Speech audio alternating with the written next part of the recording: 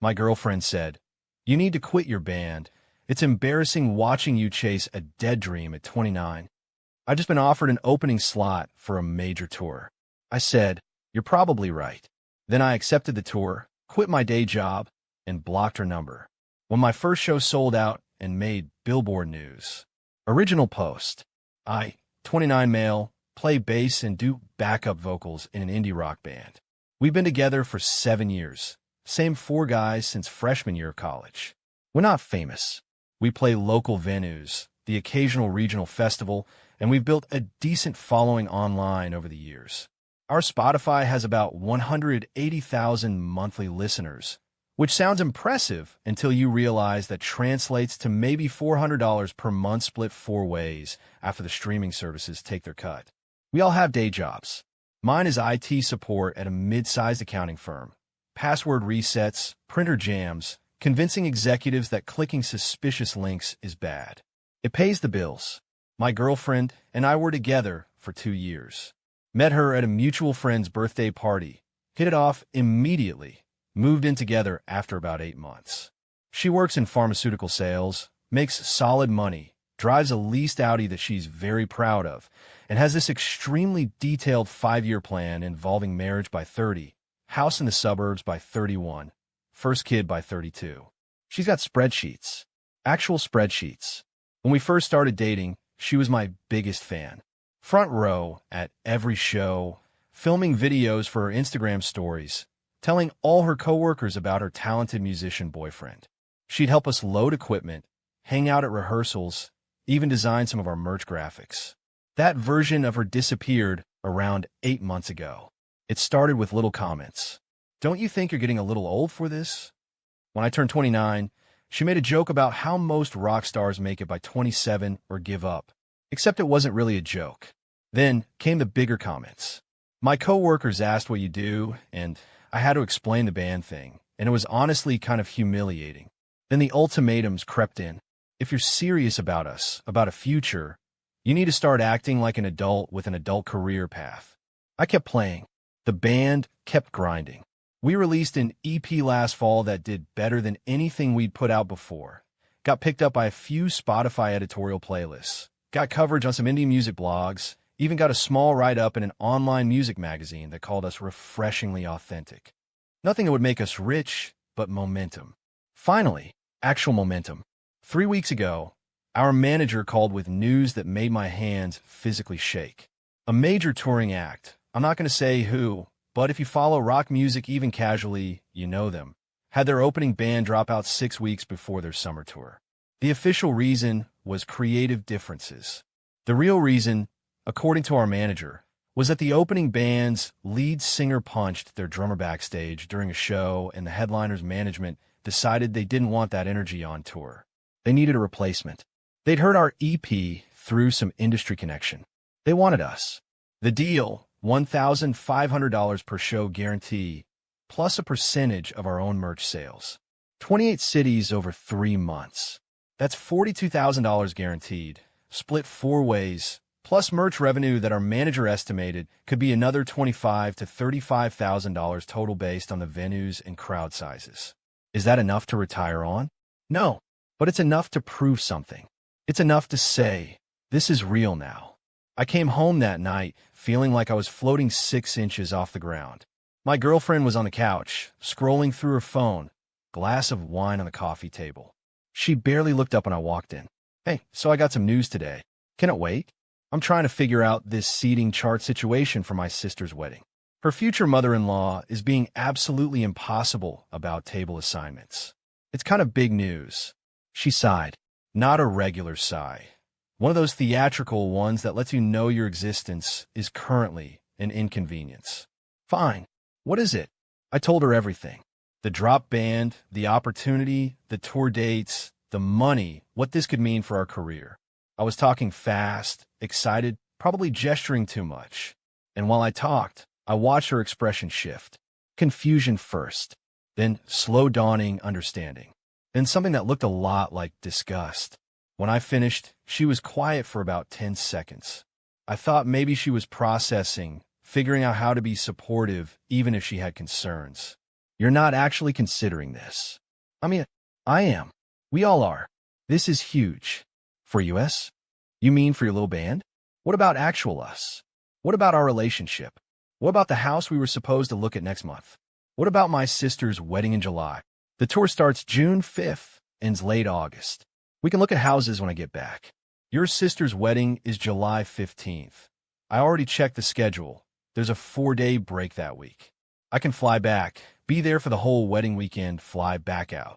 Oh, so you've already planned all this out, without discussing it with me, your partner of 2 years. I literally just found out 4 hours ago. I came home to tell you immediately. She stood up from the couch, crossed her arms, and then she said the words I'm never going to forget. You need to quit your band. I'm serious. It's embarrassing watching you chase a dead dream at 29. You're almost 30 years old, and you're still playing in bars like some college kid who hasn't grown up. My dad was a regional manager by your age. My brother just made partner at his firm. And you want to spend 3 months crammed in a van with your friends playing dress up in front of strangers? It's pathetic. I just stared at her. You're probably right, I said. She nodded, visibly relaxing. Thank you. Finally. I know that wasn't easy to hear, but after I pack. Pack for what? The tour. I'm accepting the offer. Her face did this incredible thing where it cycled through about 6 emotions in 3 seconds.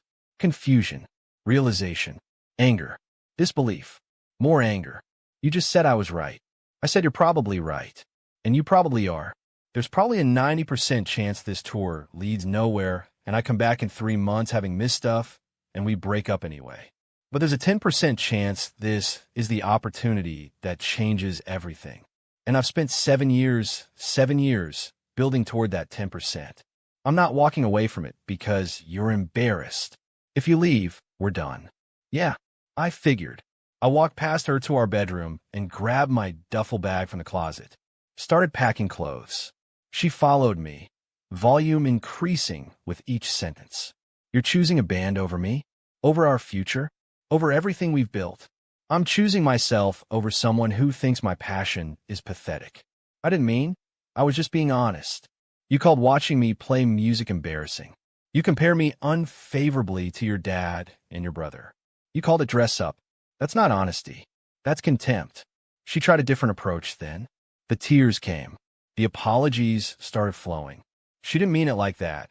She was stressed about her sister's wedding. She'd been drinking wine, and her words came out wrong. Could we please just sit down and talk about this like adults? I finished packing my bag, grabbed my bass case from its spot in the corner, and headed for the door. I'll text you next week to arrange picking up the rest of my stuff. I'll make sure it's when you're not home, so we don't have to make this awkward. You're really doing this. You're really throwing away 2 years for this. You're the one who issued the ultimatum. I'm just taking you seriously. You're going to regret this so much. You're going to be back in 3 months with no girlfriend, no house, nothing to show for it, and your little tour will be a footnote that nobody except you and your 3 sad friends will remember.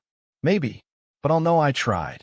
I walked out, spent that night at our drummer's apartment, sleeping on his couch, explaining the situation between shots of cheap whiskey. Called our manager the next morning, voice still hoarse, and formally accepted the tour on behalf of all 4 of us. Then I did something I've been advised not to do by basically every breakup advice column ever. I blocked my ex on everything. Phone, Instagram, Facebook, LinkedIn, everything. Complete digital scorched earth.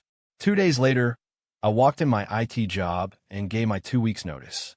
My manager looked at me like I just told him I was joining a pyramid scheme. You're quitting for a band tour?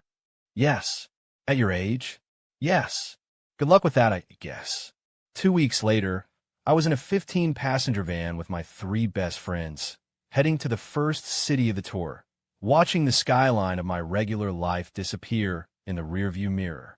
Update 1. 5 weeks in a tour. Writing this from a hotel room somewhere in the Midwest. I've lost track of which city. They blur together after a while, but I needed to get some of this out. The good news. The tour is going better than any of us dare to hope. The headlining band's fan base has been incredibly receptive to us. We're not just background noise while people buy drinks. They're actually watching, listening, getting into it. Our merch table sells out, at about half the shows now. We went from 180K monthly Spotify listeners to over 420K and climbing. College radio stations are playing our EP. A music blog with actual readership called us the best-kept secret of the summer tour circuit. 4 nights ago, we played a venue that holds 3,200 people. We opened our set with our most popular song, the one with the chorus that's really fun to sing along to, and I watched a third of that crowd singing the words back to us. Not mumbling, actually singing. Words I wrote in my apartment at 2 a.m. after my first divorce from reality. I had to turn away from the crowd for a second because my eyes started getting wet. 7 years.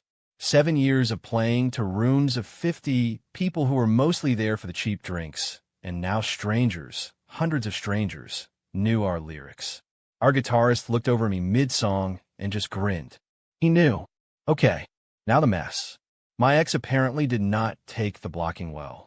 From what I've pieced together through mutual friends, she tried calling me for 3 solid days before realizing I'd blocked her number. Then she started working through our social circles. Called our drummer. He didn't answer.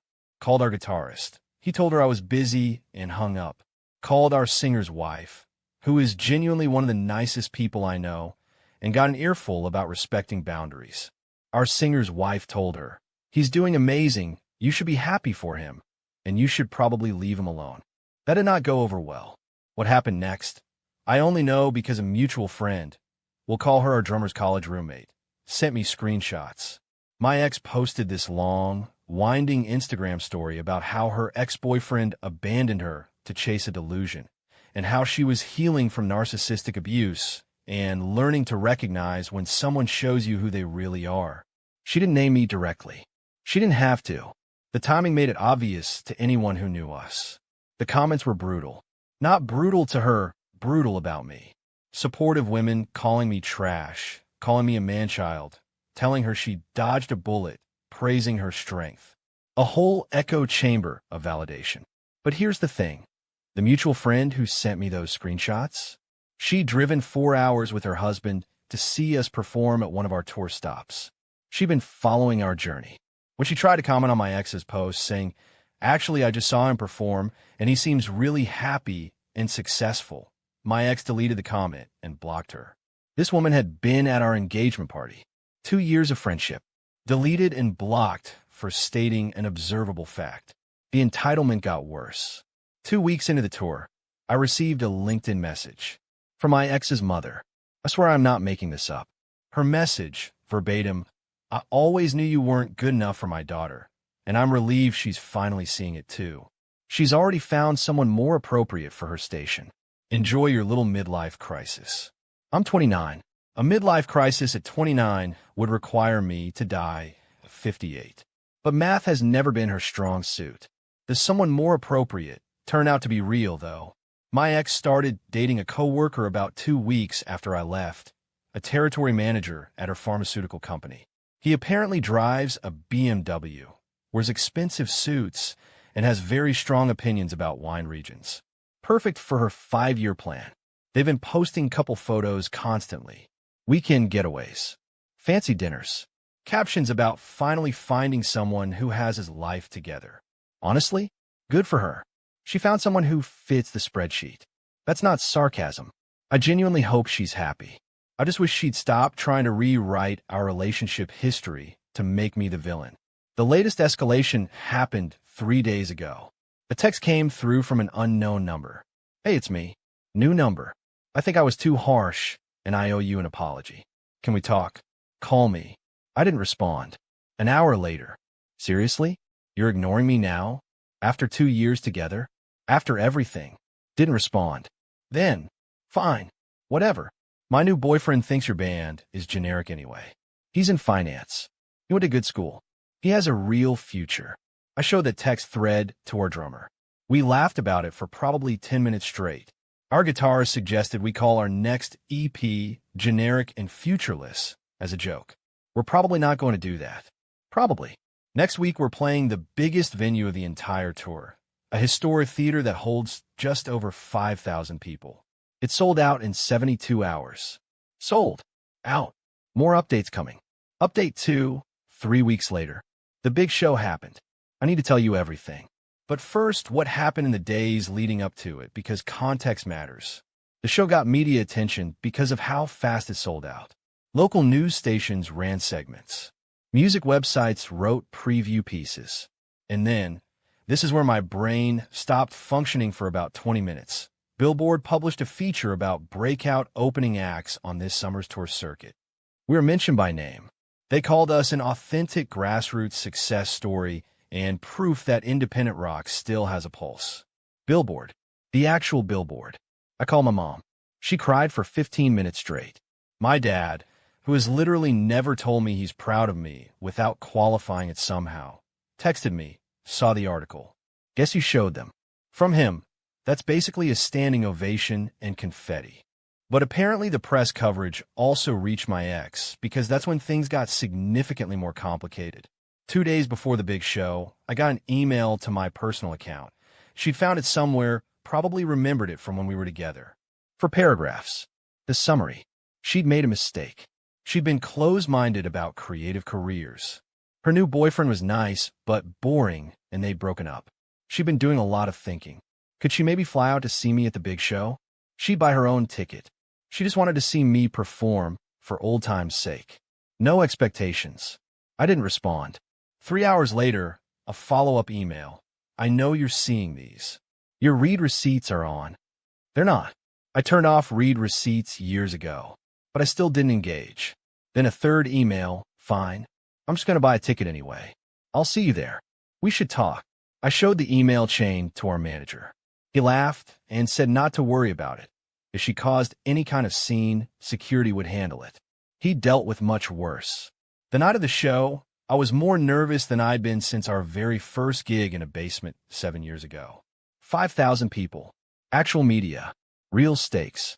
This was either going to be the night we proved we belonged, or the night we revealed ourselves as imposters who got lucky. We took the stage, and time genuinely seemed to slow down. The lights were blinding.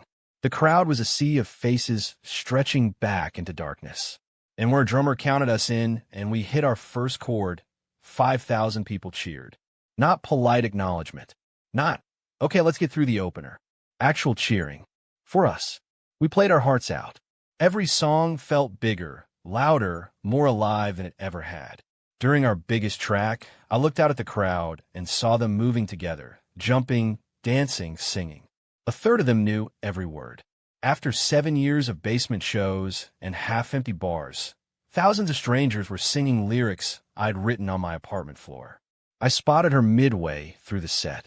Third row, slightly off-center. She was watching with an expression I couldn't quite read. Not angry, not happy. Just observing. I made brief eye contact, then looked away. Focused on the music.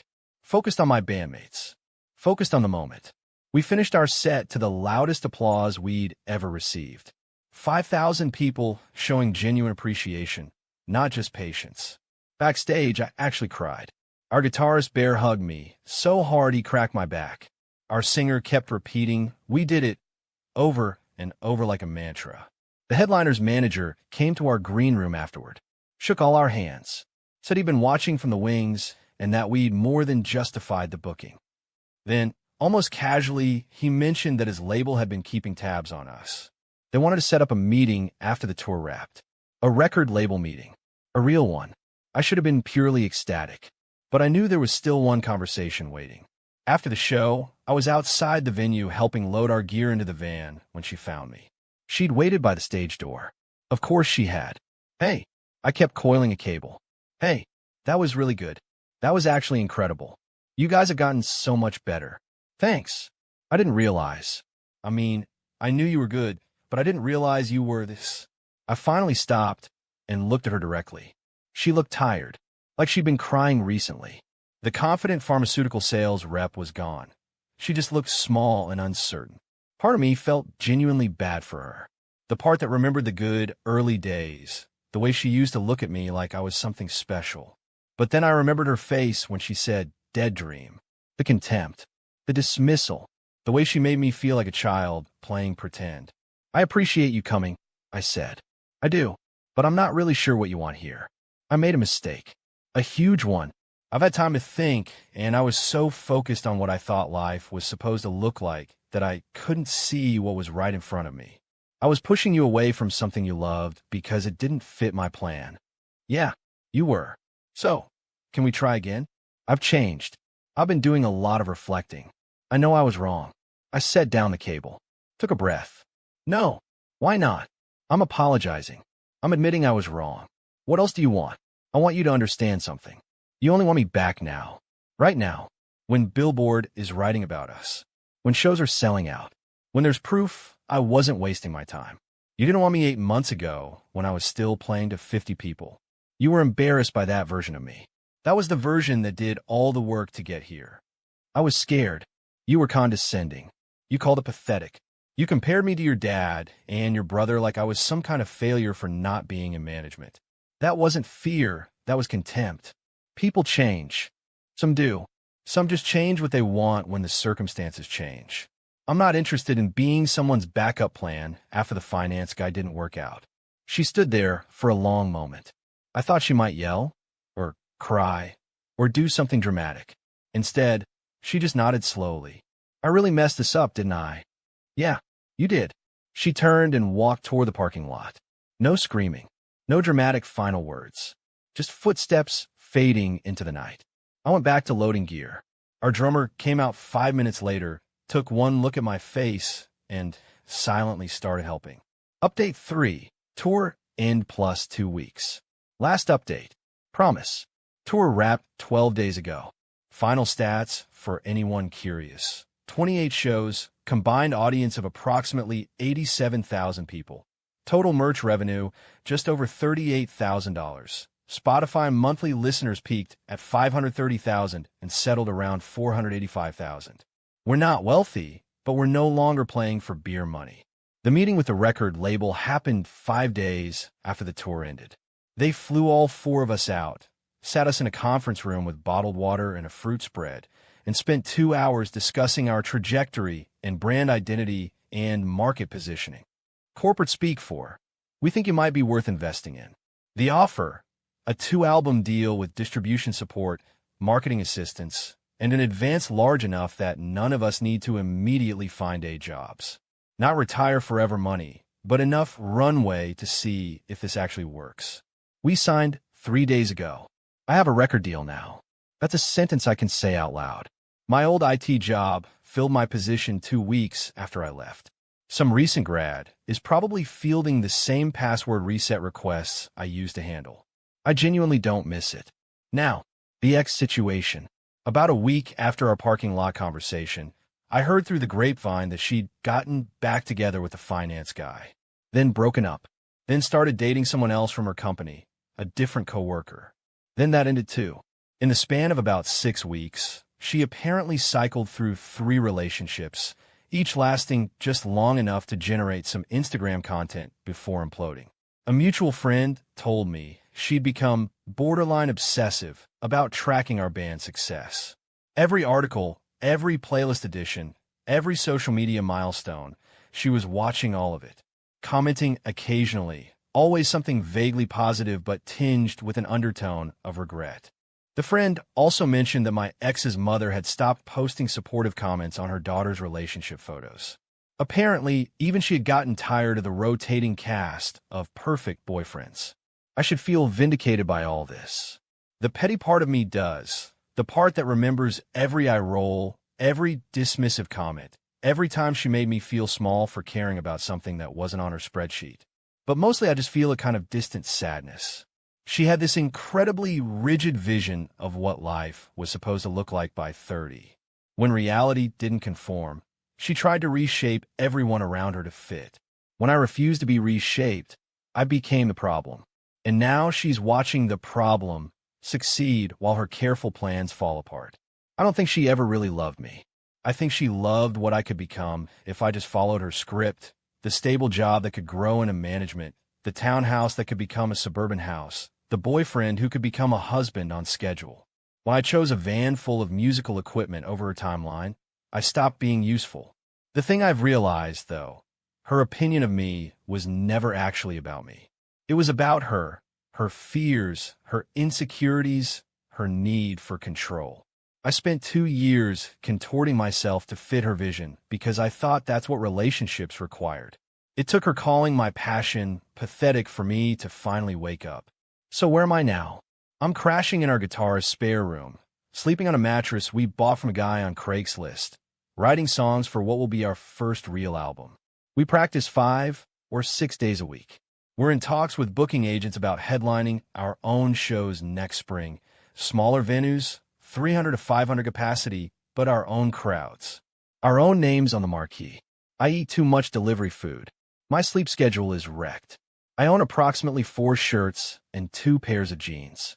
My bank account is the healthiest it's ever been, but my apartment situation is the most chaotic. I've never been happier in my entire life. Last week I was at a coffee shop working on lyrics, and 2 college-aged kids approached me, asked if I was the bassist from our band. I said yes, still not quite believing anyone would recognize me. They asked for a photo. I took a photo with strangers who knew who I was because of music I helped create. That's never happened before. I'm still processing it.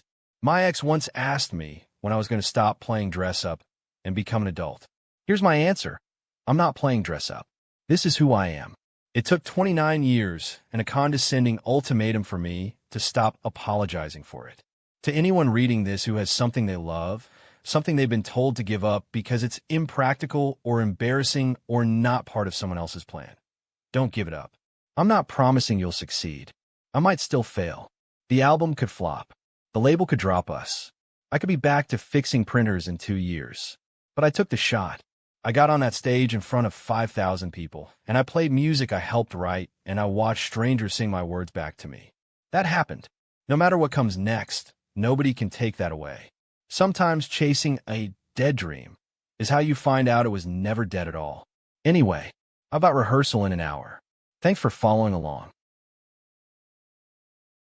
A lot of yoga tights and things along those lines. Yes, workout clothes. That's so crazy. Yeah. You think you're being healthy, Yeah. and you're exposing yourself to endocrine-disrupting chemicals. And uniforms. There's a book. I probably shouldn't recommend another book, but I think it's a good book. I'll just say it's called To Die For, DYE, and it's about the flight attendants' uniforms and the harms that they do because they're coated. They have a lot of PFAS because they, have to keep clean and they're not clean, right? Because they have this PFAS in them. It's in sports uniforms. You do a lot with sports. All the sports uniforms. Nylon. Yeah. Is it anything with nylon? Is that what it is? Probably, but I'm not sure. I'm not, I could refer you to somebody, but I'm not the clothing expert. But I know that they're in these things. And one of the things that is kind of scary is school uniforms. A lot of kids have school uniforms, and they're loaded with it. Oh. Yeah. Yeah, my kids used to wear a uniform every day. Yeah. When you say to die for, are dyes in cotton clothes also releasing? Yes. Really? Yes. Dyes are very risky. We got to go back to being Amish. Yeah. Here it is. The byline from the book. Oh, good. There. Yeah. So, in fact, there's little or no regulation of clothes or textiles we wear each day, from uniforms to fast fashion, outdoor gear, and even the face masks that have become ubiquitous in recent years.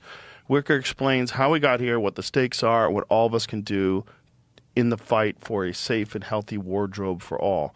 Wow. And that's in the film. It's discussed in the film. Okay. A little bit. Not the major, but it's... So, blue jeans? Probably. I can't, speak about it. There is a river, I believe it's in China, where a series of blue jean factories exist, where the entire river is blue. It's so disgusting. Like, not blue like beautiful, clean water. Blue dye. Dyed water. Look at this. Look at that.